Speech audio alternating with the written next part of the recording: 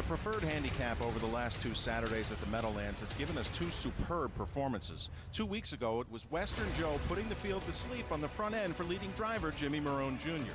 Last Saturday, though, Endeavor proved his prior win was no fluke by powering home again for Patrick Lachance at odds of 12-1, and they will square off in tonight's featured seventh on Racing from the Meadowlands on SNY. It warmed up just a touch today in the Garden State, but thankfully the winds are mostly gone, and we've got a fast track again for this Saturday night action.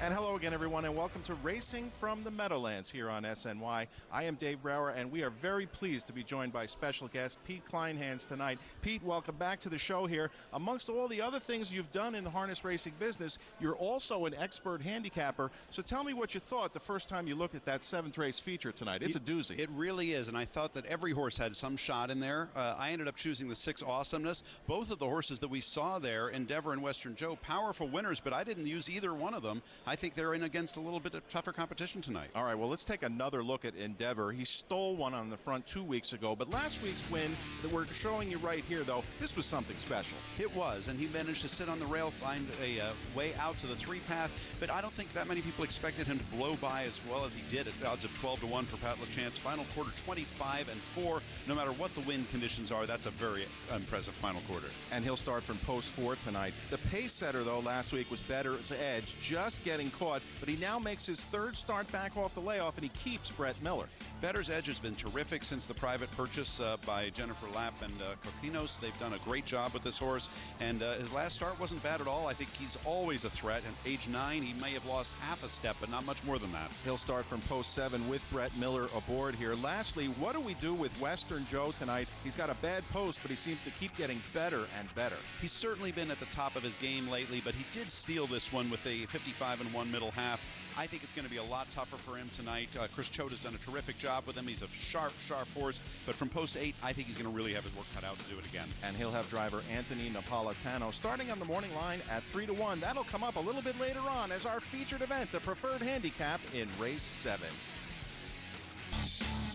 We're back at the big end with our featured event, the preferred handicap for a purse of $20,000. Hug the Wind debuted here with a monster mile for Krogan last week.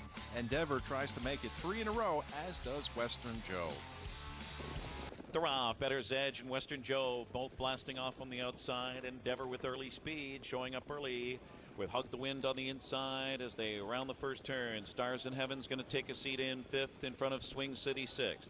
Then it's Tullo, followed by the trailer Awesomeness, and they're 3 wide, mixing it up past the quarter. Better's Edge now 2 wide, and Endeavor. And on the outside, Western Joe is going to take the lead with Anthony Napolitano and 27-1 off the turn into the backstretch. So Western Joe shooting for 3 in a row, sets up shop here and paves the way down the backstretch. Better's Edge going to pocket up there. Endeavor, an anxious turn all over Brett Miller's helmet. And Brett Miller takes out of second here with Better's Edge and wants to take control here from Western Joe as they near the half. Endeavor looking to tighten in from 3rd now. Hug the Wind is 4th.